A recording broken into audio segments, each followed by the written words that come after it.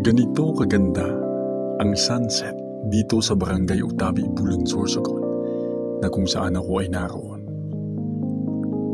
Ang paglubog ng araw sa hapon ay masasabi kong isa sa tagpo at sandaling tila baga binabawasan yung anumang kabigatan mo na dinadalaw maging yung mga pagod sa maghapon.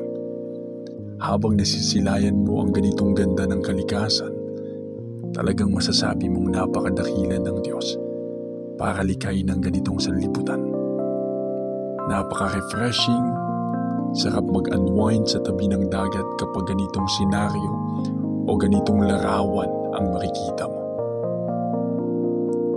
Talagang masasabi kong napakagaan sa pakiramdam.